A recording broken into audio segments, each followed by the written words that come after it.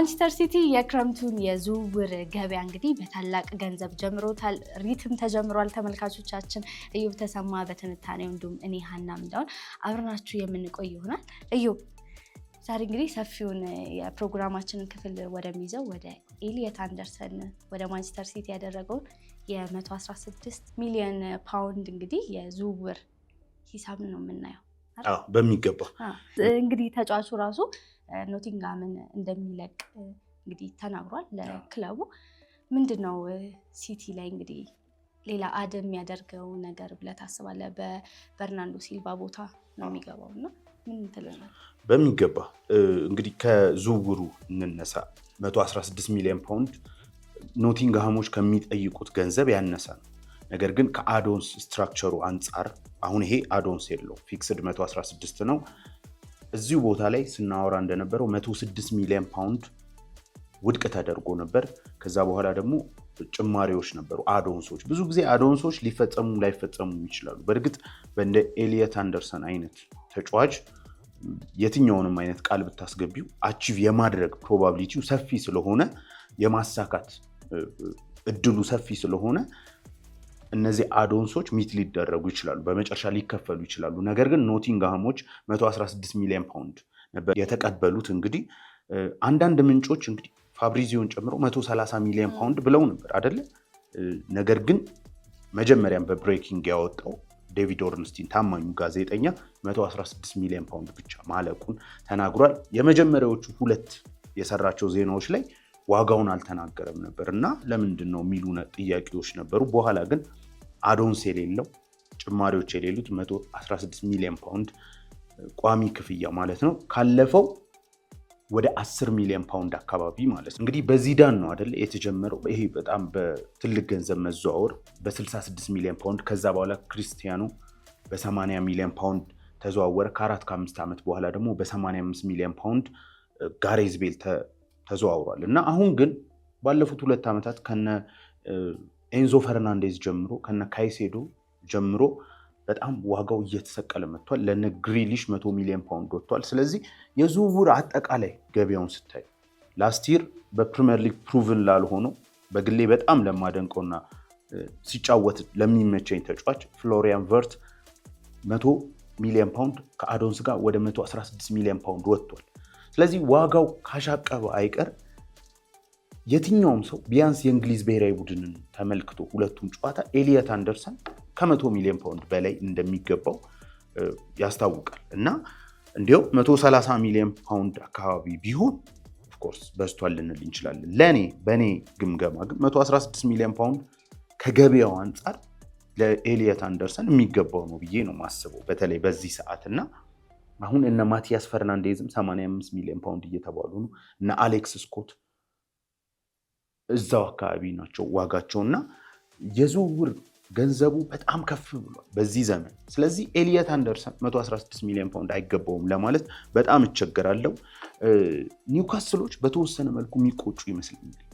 ቢያንስ ከተሸጠ በኋላ የተወሰነ ፐርሰንት እናገኛለን ብለው ባለመሸጣቸው የፋይናንሻል ስቴቢሊቲ እንዲኖራቸው በተለይ እነ ብሩኖ ጉማሬሽ እነ ቶናሊ ስለነበራቸው ይህን ተጫዋች ያስወጡት። ከብሪስቶል ሮቨርስ በሚባል በሊግ 2 ቡድን ከ2 ዓመት በፊት በውሰት የተሰጠ ተጫዋች ነው። 15 ሚሊዮን ፓውንድ አካባቢ የሚገመት ተጫዋች ነበር። ከዛ በኋላ በ35 ሚሊዮን ፓውንድ ወደ ኖቲንጋም ሄደ። 92 ጨዋታዎች ብቻ ነበር ያስፈለጉት 116 ሚሊዮን ፓውንድ ገንዘብ እንዲወጣበት እና ይሄ ተጫዋች አሁን የማንቸስተር ሲቲ ውዱ ፈራሚ ሆኗል። ኖቲንግሃም በውድ የሸጠው ተጫዋች ሆኗል። ሮይ ኪንን ነበር ከአይሪሽ ክለብ በ47,000 ፓውንድ አምጥቶ ወደ 3 ሚሊዮን ፓውንድ አካባቢ ለማንቸስተር ዩናይትድ ሸጦት ነበር። ይሄ ያኔ የብሪቲሽ ሪከርድን የሰበረ ገንዘብ ነበርና ሮይ ኪን ደግሞ ከዛ በኋላ the rest is history ይባላል አይደለ? በማንቸስተር ዩናይትድ ምናልባትም በፕሪሚየር ሊግ ከታዩ ምርጥ ካፒቴኖች፣ ምርጥ 6 ቁጥሮች ታጋይነትን እግር ኳስን እንዴት መጫወት እንዳለብሽ በማንቸስተር ዩናይትድ በ90ዎቹ መጨረሻና በ2000ዎቹ መጀመሪያ አካባቢ አሳይቶ አሁን እንዲያውም ብዙ የማንቸስተር ዩናይትድ ደጋፊዎች ብዙ ነገርን የለወጠልን ሮይ ኪን ነውና ኤሊየት አንደርሰንም በማንቸስተር ዩናይትድ ይቀይራል ሲባል ነበር። ዩናይትድ አምቢሽኑን አሳይቷል በእኔ ግምገማ። አምቢሽንሽ ምን እንደሆነ የምታሳዩ እንደዚህ አይነት ስቴትመንት የሆኑ ፈራሚዎች ሲኖሩሽ ነው ብዬ ነው ማምነው። እና ሲቲ አሁንም እንግዲህ በጣም ትልቅ መልእክት ነው ለሌሎች ክለቦች ያስተላለፈው ብዬ አስባለሁ። በተለይ ፔፕ ጋርዲዮላ የማይተካ አሰልጣኝ፣ በምንም መንገድ ልትተኪው አትችይም። በ3 ኤንዞ ማሬስካ እንኳን ልትተኪው አትችይም። በእርግጥ የራሱ ተማሪ ስለሆነ ኤንዞ ማሬስካ በብዙ ነገር ሲቲን ሻምፒዮን ሊያደርገው ይችላል። በእርግጠኝነት የምነግርሽ ግን 4 ተከታታይ ሻምፒዮን ሊያደርገው እንደማይችል፣ ተከታታይ ዓመታትን ግን ዶሚኔት የማድረግ አቅም ግን አለው ብዬ አላስብም። ምክንያቱም እንደዚህ አይነት አሰልጣኞች በፕሪሚየር ሊጉ ታሪክ በጣም ጥቂት በብዙ ዓመታት አንድ የሚመጡ ናቸው። እንደ ሰር አሌክስ ፈርጉሰን፣ እንደ ፔፕ ጋርዲዮላ አይነት አሰልጣኞች በድል መራብ ውስጥ ለዘመናት የሚኖሩ ተጫዋቾቻቸውን እያነሳሱ በየዓመቱ ዋንጫ የሚሰጡሽ አሰልጣኞች በብዙ ዓመት አንድ የሚገኙ ናቸው እና ይሄ የፔፕን ጋፕ ለመሙላት ሲቲዎች አምቢሸስ ሆነው እየተንቀሳቀሱ ያለ ይመስላል እና ይሄ ዝውውር በጣም በጣም ትልቅ የሆነ መልእክት የሚያስተላልፍ ዝውውር ነው ማለት እንችላለን። ይሄ ተጫዋች በ6 ቁጥር ቦታ መጫወት ይችላል፣ በ8 ቁጥር ቦታ መጫወት ይችላል። ለምሳሌ በኖቲንግሃም በአብዛኛው ዓመት በ8 ቁጥርነት ነው የተጫወተው። እነ ሳንጋሪ የሚባሉ ተጫዋቾች 6 ቁጥር ላይ ነበሩለት። በ4-3-3 እንደ 8 ቁጥር ሆኖ ተጫውቷል ከነ ዳግላስ ሊዩስ እና ራሱ ሳንጋሪ ጋር በ4-3-3 ተጫውቷል። ካልሆነ ግን በአብዛኛው ዓመቱን ከ1-6 ቁጥር ጋር 8 ቁጥር ሆኖ ቦክስ ቱ ቦክስ ሚድፊልደር ሆኖ ከፊታቸው ደግሞ እንደ ሞርጋን ጊብስ ዋይት አይነት ተጫዋች በ10 ቁጥር ላይ አስቀምጠው ነው የሚጫወት የነበረው እና በጣም ብዙ ኳሊቲ በኋላ በቁጥሮችም እናስደግፏለን። ላይን ብሬከር ፓሶችን ማቀበል የሚችል ከዛ ደግሞ 6 ቁጥር በደንብ መጫወት የሚችል ይሄ 6 ቁጥሮች መስራት ያለባቸውን ስራዎች በትክክል መስራት የሚችል ታክለር ነው። ኳሶችን ያሸንፋል። የአንድ ለአንድ ግንኙነቶችን በብቃት ማሸነፍ ይችላል። ጉልበት አለው። ሜዳ የሚያካልል ተጫዋች ነው እና እንዲሁም በዚህ ዘመን የሚገለጽበት አንድ ስም አለ፣ ኦል አራውንድ ሚድፊልደር የሚባሉ እንደ ራይስ አይነት ተጫዋቾች ማለት ነው። ነምበር 6 ነምበር 10ም መጫወት ወይም ደግሞ ነምበር 8ም መጫወት ይችላሉ። ኤሊየት አንደርሰን ነምበር 10ም ላይ መጫወት 10 ቁጥር ፕሌይሜከር መሆን የሚችል አይነት ተጫዋች ነው። በጣም ድንቅ የሆነ የፕሬሲንግ ሬዚስታንስ ፕሬስ ሬዚስታንስ ነው። ፕሪሚየር ሊጉን ለምዶታል። ከዛ ደግሞ ድሪብሊንግ ስኪሉ በጣም የተለየ፣ ይሄ ከመሃል ሜዳ ተጫዋቾች ብዙ ጊዜ የማታገኙ ወይ ደግሞ ለ6 ቁጥር ከቀረቡ ተጫዋቾች ብዙ ጊዜ የማታገኙን ስኪሎች ታገኘዋለች። በኋላ ቁጥሮች ላይ እናየዋለን። በድሪብሊንግ ለምሳሌ የሚበለጠው በክንፍ ተጫዋቾች ብቻ፣ በአብዛኛው በነ ዶኩ በነ ሳካ በእነዚህ ተጫዋች ኦፍኮርስ ልትበለጭ ትችላለች። ከመሃል ሜዳ ግን በጣም ጥሩ የሚባለው ድሪብለር ነው። ስለዚህ ይሄ ተጫዋች እነዚህን ሚናዎች ይዞ ነው ወደ ሲቲ የሚገባው። ኤንዞ ማሬስካ በጣም ትልቅ ክፍተት ነው የሚሞላው፣ ለዚያውም የማይደፈን ክፍተት ልንለው እንችላለን። የፔፕ ጋርዲዮላ እንዳነሳ ነው። ስለዚህ ኤንዞ ማሬስካ ከዚህ በፊትም ብዙ ጊዜ ተወያይተንበታል። የ4-3-3 ፎርሜሽን በቼልሲ ተግብሯል። በጉልበት ያላቸውን ሚድፊልደሮች መሀል ላይ መጠቀም ይፈልጋል። ለምሳሌ እንደ ካይሴዶ ኤንዞን ተጠቅሞ ያውቃል።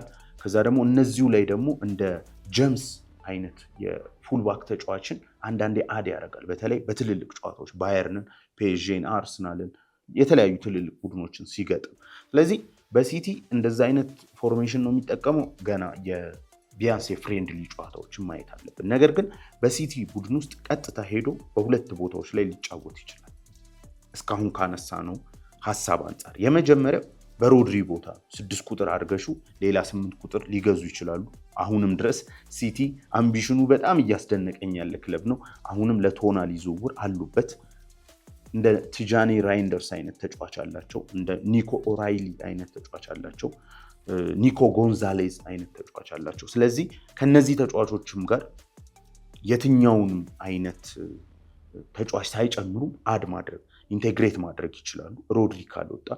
ሮድሪ ከወጣ ግን በእርግጠኝነት ሌላ ሚድፊልድ መጨመራቸው አይቀርም። ሮድሪ ሳይወጣም የመግዛት ፕሮባቢሊቲ ይኖራቸዋል እና በመጀመሪያ 6 ቁጥር ላይ ለመጫወት ይችላል። እንግሊዝ ብሔራዊ ቡድን ላይ ተመልክተናል። በ6 ቁጥር ላይ ግን ሲጫወት በአብዛኛው የራይስ አይነት 8 ቁጥር ቢኖረው ይመከራል። ምክንያቱም ኢንስቲንክቱ ራሱ ወደፊት መሄድ ነው። ኳሶችን በደንብ አድርጎ ወደፊት የሚወስድ ነው። ስለዚህ በካውንተሮች ላለመጠቃት ሌላ በደንብ ሜዳ የሚያካል ለምሳሌ ከቲጃኒ ራይንደርስ ጋር በደንብ መጣመር ይችላል ብዬ አስባለሁ። ራሱ ራይንደርስም ጥሩ የሆነ ኦል አራውንድ ሚድፊልደር ልትዩ ትችላለች። 6 ላይ ብዙ ጊዜ ሲጫወት አላየነውም በእርግጥ። ስለዚህ ሁለቱ ሊጣመሩ ይችላሉ።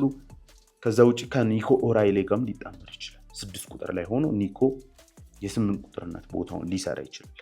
ነገር ግን አጓጊው የሚባለው ጥምረት ግን ለእኔ ከሮድሪ ጋር የሚደረገው ጥምረት ነው።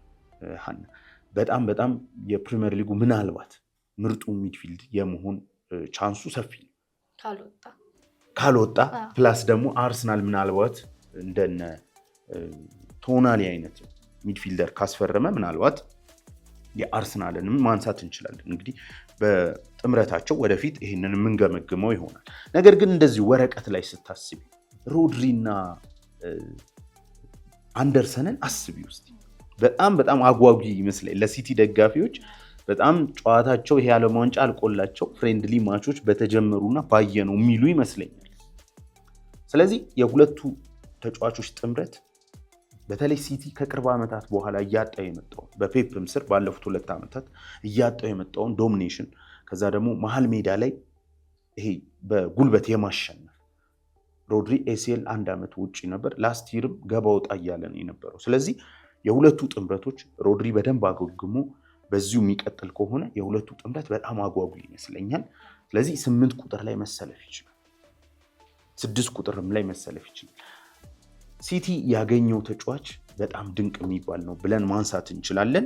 በኖቲንግሃም ቤት እንግዲህ ያስመዘገባቸው ቁጥሮች በጣም አስደናቂ ናቸው። 16% አካባቢ የቡድኑን ኳስ የነካው እሱ እንደሆነ ትላንት በአንድ ጽሑፍ ላይ ተመልክቼ ነበር። ይሄ በጣም ትልቅ ቁጥር ከእያንዳንዱ የኖቲንግሃም ተጫዋች ቀጥሎ እሱ ኳሱን ይነካዋል ማለት ነው። ስለዚህ ይሄ ተጫዋች በሜዳ ውስጥ ኖቲንግሃም የሚያጠቃ ቡድን አይደለም፣ የሚከላከል ቡድን ነው። ነገር ግን ያስመዘገባቸው ቁጥሮች ከላይ ከሚቀመጡት ጋር ነው እና በፍጹም ለኖቲንግሃም ደረጃ የሚመጥን ነው ተብሎ አይታሰብም። እዚሁ ጋር ቁጥሮችን ለማንሳት ያክል ለምሳሌ ታቾችን በማድረግ በፕሪሚየር ሊጉ አንደኛ ነው፣ 3300 በማድረግ ወደ ታች ስታይ አብዛኞቹ ተከላካዮች ናቸው። ምናልባት ዶሚኒክ ሶቦዝ ላይ ነው በ2996 ታች አራተኛ የሆኑ። ከዛ ውጪ ቫኔከር አሁን ብዙ የተወራለት ወደ ስፐርስ የሄደው የብራይተኑ ተጫዋች ነው። ከዛ ውጪ ቫንዳይክ ከኋላ ያለ ብዙ ጊዜ ታቾችን ሊነካ የሚችለው የዲፌንስ ተጫዋች ነው። በፕሪሚየር ሊግ ያለፉትን ዓመታት ብታይ ደንክ ወይም ቫንዳይክ፣ ቫኔከር ኳስ የሚይዝ ቡድን ውስጥ ያለ ረጅም ጨዋታ የሚጫወት ዲፌንስ ነው። ከበረኛ ይቀበላል፣ ብዙ ጊዜ ጫና ውስጥ አይሆን። የ6 ቁጥር ተጫዋቾች ብዙ ጊዜ በቀጣይነት ነው የሚመጡት። ኤሊየት አንደርሰን ግን ሁሉንም በልጧቸዋል ማለት እንችላለን። ቫንዳይክን ወደ 39 ፓስ አካባቢ ተች አካባቢ በልጦታል። ስለዚህ በኖቲንግሃም እየተጫወተ እንደዚህ አይነት ቁጥሮችን የሚያስመዘግብ ተጫዋች ነው። ሌላው መመልከት የምንችለው ፖሴሽን ወን በማድረግ ፖሴሽንን በማሸነፍ 306 በአንደኝነት ነው ያለው። እንግዲህ ከአንድሬ በኋላ ኦልሞስት እሱ 212 ነው፣ በመቶ አካባቢ ይበልጠዋል ማለት ትችላለሽ። 100 ለመሆን 6 አካባቢ ነው የሚቀረው በ94 አካባቢ። ከዛ በኋላ የሚመጣው እና አሌክስ ስኮት ናቸው በ195 እና ባይፋር ቤስት ሚድፊልደር ነው ማለት ትችላለሽ በእነዚህ ቁጥሮች። በእርግጥ አሁንም ቢሆን ለአድማጭ ተመልካቾቻችን መናገር የምንፈልገው ቁጥር ሁሉንም ነገር ዲፋይን ያደርገዋል ብለን አናስብ፣ ግን በሜዳ ውስጥ የምናየውን ነገር ደግሞ ቁጥር እንደ አዲሽናል ሆኖ ለምንተነትነው ነገር ይረዳናል ብለን እናስባለን። ከዛ ውጪ በአራተኝነት ልታነሽ የምትችይው እንደ ጆ ጎሜዝ አይነት ተጫዋቾችን። ሌላው ላይን ብሬኪንግ ፓስ፣ ይሄ በጣም ወሳኙ ነገር ነው። ማንቸስተር ሲቲ የፔፕ ጋርዲዮላ ቡድን በላይን ብሬኪንግ ፓስ የሚታማ አይደለም። ባለፉት ዓመታት የፔፕ ቡድን ለ20 ዓመታት ሁል ጊዜም ማለት ትችላለች በጣም ከጥቂት ጨዋታዎች ውጪ በሎ ብሎክ የሚገጠም ቡድኖች እዛ ሄደው ፕሮአክቲቭ ሆኖ አይደለም ሲቲን የሚገጥሙት። ይህንን ባህል ይህንን ትልቅነት በሲቲ ቤት በትልቁ ገንብተውታል ማለት እንችላለን። ስለዚህ ይሄ ላይን ብሬኪንግ ፓስ በቀላሉ የምናየው አይደለም። መስመር ሰንጣቂ ለምሳሌ የመሃል ሜዳና የአጥቂ የተከላካይና የመሃል ሜዳ መስመሮች መሰንጠቅ ማለት ነው። በዚህ 460 በመሆን አንደኛ ነው። ብዙ ጊዜ እዚህ ጋር ዲፌንሶች ናቸው ዲፌንሶች የመሃል ሜዳውን ብትሰነጥቂ ስለሚቆጠርልሽ ኳስም ጋር የሚገናኙት እነሱ ስለሆኑ በአብዛኛው ሊነሱ የሚችሉት እነሱ ናቸው። ነገር ግን እዚህ ጋር ኤሊየት አንደርሰን ነው በዚህኛው ላይ ሶስተኛ፣ እነ ሴኔሲ እና ቫን ሄከር ይበልጡታል። ስለዚህ ተከላካዮች ናቸው። ከመሃል ሜዳ ግን ስቲል አንደኛ ነው ማለት ነው በ376 ላይን ብሬኪንግ ፓስ። ሌላኛው ላይን ብሬኪንግ ፓስስ አንደር ሃይ ፕሬዠር፣ በፕሬዠር ውስጥ ሆኑ እዚህ ጋርም ሶስተኛ። አሁን ይሄንን ከምን ጋር ነው የምናገናኘው? ይሄ ተጫዋች ፕሬስ ሬዚስታንስ ነው ብለናል። ፕሬስ ቢደረግም መቋቋም የሚችል ተጫዋች ነው ብለናል። ስለዚህ እዚህ ጋርም በሶስተኝነት ቫኔከር እና እዚህ ጋርም ሴኔሲ ነው የሚበልጡት በሶስተኝነት በ176 ላይን ብሬኪንግ ፓሶች በፕሬዠር ውስጥ ሆኑ። ስለዚህ የዚህን ተጫዋች ጥራት የሚያሳዩ ናቸው። ቅድም ያነሳ ናቸው 6 ቁጥርም ሆኖ ፓሰርም ነው አት ሴም ታይም ደግሞ ማሸነፍ ይችላል የሚለውን ሙሉ የሚያደርግልን ነው። እንግዲህ ይህንን ቁጥር እያስመዘገበ ያለው በደንብ መረዳት ያለብን በኖቲንግሃም ቤት ሆኖ ላለመውረድ ሲታገል በነበረው በሲቲ ቤት ምን ሊሆን እንደሚችል አስቢው እና በጣም በጣም ትልቅ ነገር ነው የሚታየኝ። እውነት ለመናገር ኤሊየት አንደርሰን እኔ ዓመቱ ሙሉ ተመልክቼዋለሁ። በእንግሊዝ ብሔራዊ ቡድን በጣም ከማደንቃቸው ሚድፊልደሮች የውድድር ዘመኑ ነው ተጫውቷል። ፉል ፓኬጅ የሆነ ምናልባት ሲቲ ያጣው እሱን ሊሆን ይችላል ከአርሰናል ጋር በነበረው ፉክክር። በዚህ ደረጃ ልትናገሪለት የምትቺ ገበያ ላይ ካሉ ሚድፊልደሮች በቁጥር አንድነት ምናልባት እሱ አካባቢ ቶናሊ ነው ሊኖር የሚችለው። እኔ በግሌ ቶናሊ በጣም አድናቂ ነኝ። ይሄኛው ግን ከኳስም ጋር ነው የሚያደርግልሽ። ቶናሊ ላይ ትንሽ የሚያንሱ ነገሮች አሉ ከኳስ ጋር በተያያዘ። ሌላው ፖሴሽን ወን ኢን ደ ሚድል ሰርድ፣ ይሄ ኳሶችን መልሶ በማሸነፍ እዚህ ጋርም 154 በመሆን በአንደኝነት ነው። ከዛ በኋላ እነ ሞይሴስ ካይሴዶ እና አንድሬ ይከተላል በ154 ነው። ብልጫዎቹ ወደ 44 አካባቢ ናቸው። 110 ነው አንድሬ በሁለተኝነት። ምን ያህል ጋፖቹ ሰፊ እንደሆኑ በኖቲንግሃም እየተጫወተ ነገር ግን የደረጃ ሰንጠረዡን የአብዛኞቹን ቁጥር በትልልቅ ቡድን እንደሚጫወት ነው እየመራ ያለው። ወይም ደግሞ ለምሳሌ ሴኔሲን ብታነሺ በርንማውዝ ምን አይነት ኳስ የሚይዝ ቡድን እንደሆነ ተነጋግረናል። ምን ያህል ወደፊት ዳይሬክት አታክ በአንዶኒ ኢራዮላ ስር አይደል። ሌላኛው ደግሞ የምናነሳው ብራይተን ነው። የብራይተን ባህልን ከዲዘርቢ በፊትም ጀምሮ ብታዩ ኳስ የሚይዝ ቡድን እና ከነዚህ ጋር ነው እንግዲህ ይሄ በሎ ብሎክ በአብዛኛው በሚድ ብሎክ በአመዛኙ አንዳንዴ በሃይ ፕሬሲንግ በሚጫወት ቡድን ውስጥ ሆኖ በወራጅ ኦልሞስት ቡድን ውስጥ ሆኖ ይህንን ሁላ ነገር እያሳካ ያለው እና በጣም ድንቅ የሚባል ነው። ፖሴሽኖችን በላይኛው ሜዳ ላይ በማሸነፍ እንደዚሁ በአንደኝነት ነው ማለት እንችላለን። በጣም ያስገረመኝ አንድ ቁጥር አለ እዚህ ጋር ድሪብል ኮምፕሊት በማድረግ እነ ጀርሚ ዶኩን ብታይ እዚህ ውስጥ ንዲያ አይነት የኤቨርተኑን ተጫዋች ብታይ እነ ያኩቡ ሚንቴ የብራይተኑ የምታስታውሺ ከሆነ ራያ በመጨረሻው ደቂቃ ያችን ኳስ ያወጣበት ብራይተንን ሲያሸንፉ በኤምሬት እንደዚህ አይነት እነ ጃረድ ቦውን እነ ቡካዮ ሳካ እነ ራያን ቸርኪ እነዚህ ቢኖሩ ያን ያህል እንትን የሚልሽ አይደለም አይደል? በእነዚህ ነው የሚበለጠው። ከቡካዮ ጋር 50-50 እኩል ናቸው ድሪብል በማድረግ አንድ የ6 ቁጥር ተጫዋች አንድ የ8 ቁጥር ተጫዋች በዚህን ያህል ቁጥር የድሪብሊንግ ስኪል ካለው አንድ የምናየው ነገር አለ ማለት ነው። ስለዚህ ሲቲ አሁን ላይ ያገኘው ተጫዋች ቀላል እንዳልሆነ ድሪብል ማድረግ የሚችል በመሃል ሜዳ ላይ በተለይ እንግዲህ ኤንዞ ማሬስካ ከፔፕ ጋር ተቀራራቢ የሆነ ያስተሳሰብ አለው አይደለ? የጨዋታ መንገድ አለ። ኳስ መያዝ ይፈልጋል። ጨዋታን ብዙ ጊዜ አንዴ ፔፕ ምን ብሎ ተናገረ? ፖሴሽን ለመያዝ ድሪብለር ተጫዋቾች ያስፈልገዋል። ጃክ ግሪሊሽ ያንን ይሰጠናል ይላል። አንዳንዴ በጫና ውስጥ ስትሆኝ የፔፕ ቡድን በጣም የሚያስደንቀው ኳሱን በጫና ውስጥ ሆነው ይይዙታል። እየመሩሽ አንቺ ማጥቃት እያለብሽ ፕሬዠር ውስጥ ብትከቻቸው እንደ ጃክ ግሪሊሽን ብዙ ጊዜ ቀይሮ ሲያስገባው ይታያል። ወይም ሜዳ ውስጥ ካለ ረጅም ርቀት ድሪብል ሲያደርግ እና ወደኋላ ሲመልስ ታየዋለሽ። ይሄ ቴምፖውን የማቀዝቀዝ ቴምፖውን በራስሽ ዲክቴት የማድረግ ኳስን አንቺ በብዛት በመቆጣጠር ተጋጣሚሽ እንዲሮጥ በማድረግ ብዙ ጊዜ ይህንን ይጠቀማሉ። አሁን ኤሊየት አንደርሰን ያንን መስጠት ይችላል። ቴምፖ ማቀዝቀዝ የሚችል፣ ቴምፖ መጨመር የሚችል፣ ላይን ብሬኪንግ ፓሶችን ማቀበል የሚችል፣ ከዛ ደግሞ የመከላከል ስራው ደግሞ በጣም ድንቅ የሆነ ተጫዋች ነው ማለት ነው። እነዚህ ቁጥሮች የሚያሳዩን እንግዲህ አሲስትም እኮ ያደርጋል። አሲስት አራት አሲስት 4 ጎል አለ። እንዴት ነው ሲቲዎች ሽረዋል ማለት ይቻላል። እና እነዚህ በጣም በተለይ ደግሞ በአታኪንጉ ላይ ስንመለከተው በጣም ድንቅ የሚባሉት ቁጥሮች ናቸው ማለት እንችላለን አይደል? በተለይ በድሪብሊንጉም በምኑም በላይን ብሬኪንጉም ፓስ በመከላከሉ ነው። ለምሳሌ በታክል ለእንግሊዝ ብሔራዊ ቡድን ነው ይሄ 14 ጊዜ ታክሎችን በማድረግ አንደኛ ነው በእንግሊዝ ብሔራዊ ቡድን። ኮንሳ ነው ከሱ በኋላ ያለው ዲፌንስ ነው እሱም። ከዛ ደግሞ ስፔንስ ነው እሱም የፉልባክ ተጫዋች ነው። ሰክሰስፉል የሆነ ፓስን በማድረግ በእንግሊዝ ብሔራዊ ቡድን አንደኛ ነው 618 ከኦገስት 2025 ጀምሮ።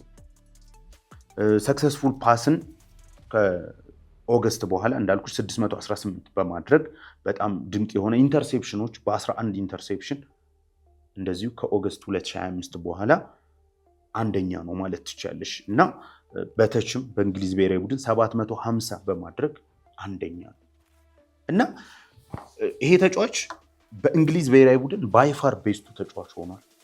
ምናልባት የተጫወተበት ደቂቃ ከራይስ ጋር ስለሚያንስ እና ደግሞ በ6 ቁጥር ቦታ ላይ ስለተጫወተ ሞሮፍ ኳስ ስለሚነካካ ነው ልትይ ትችያለሽ።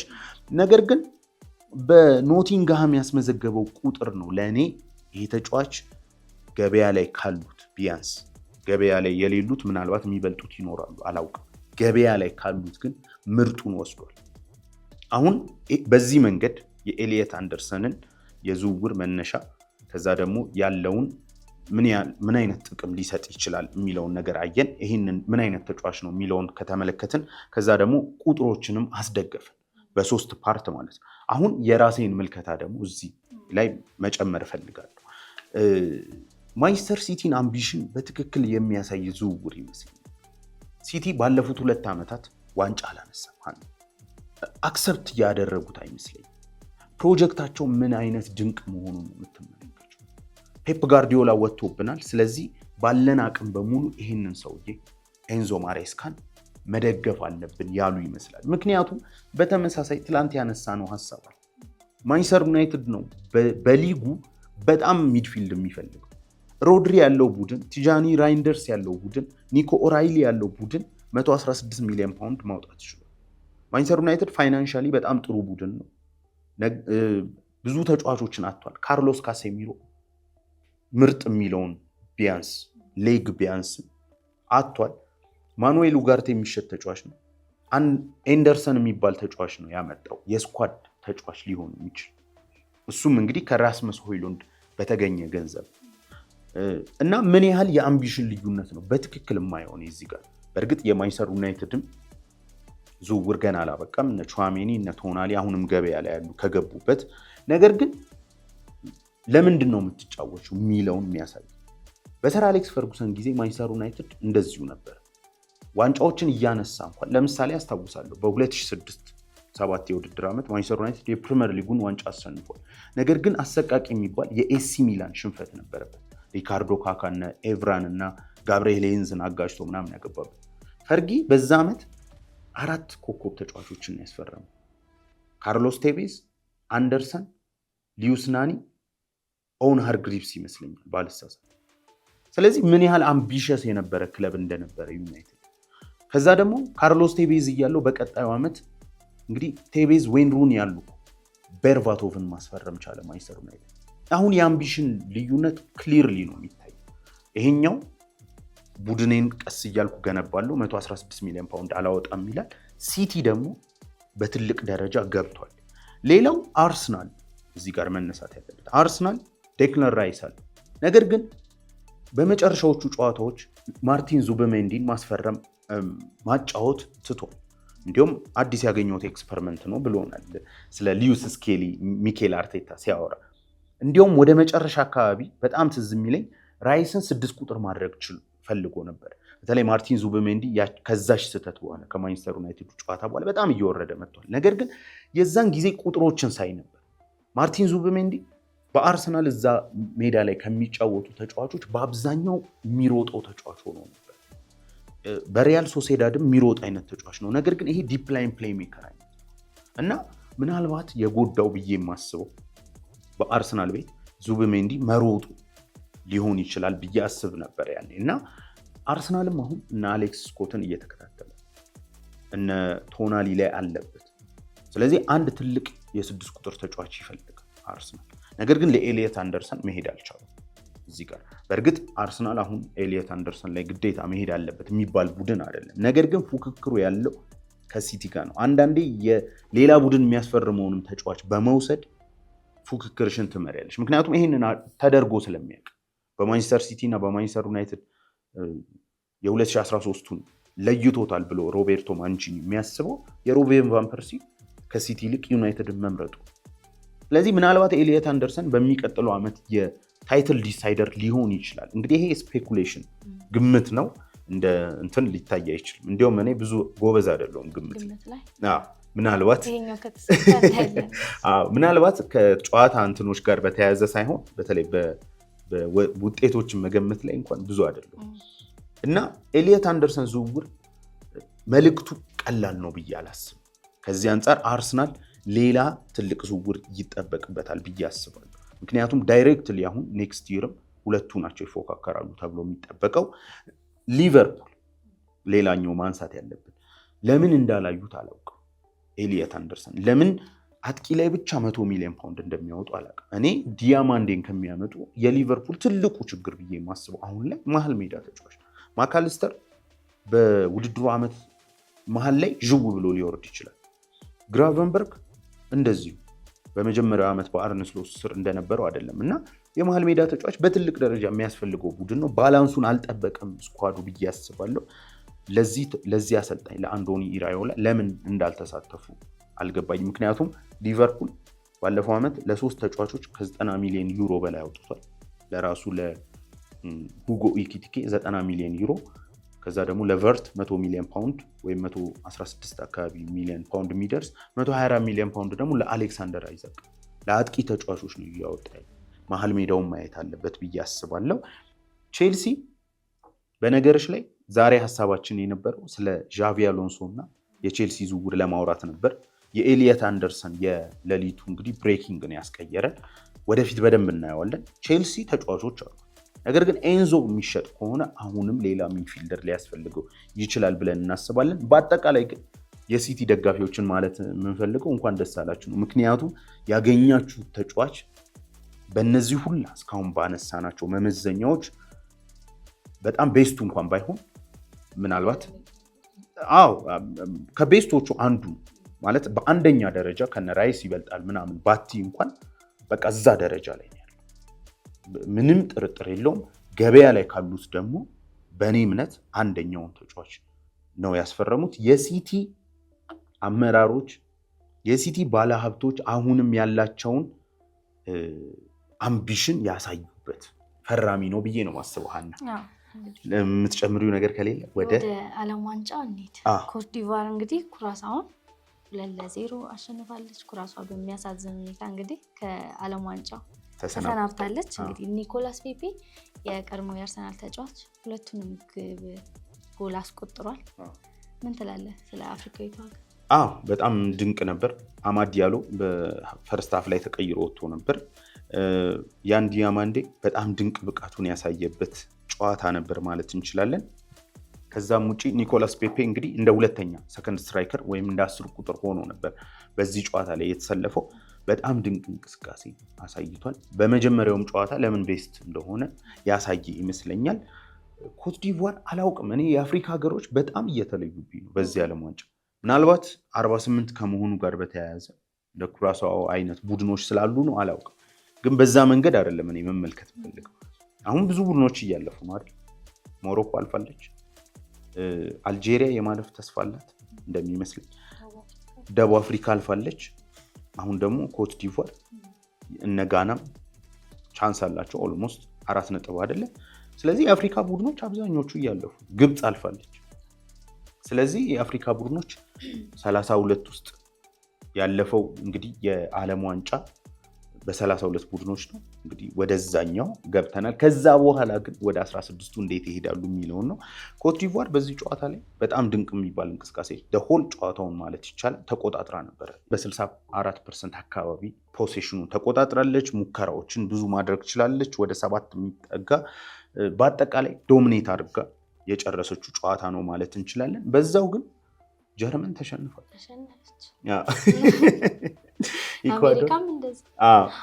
ኢኳዶር እንግዲህ አሸንፋ በጣም ደስታ አገላለጻቸው የተለየ ነበር። ጥሩ ሶስተኛ ሆና ማለፏን አረጋግጣለች በ4 ነጥብ።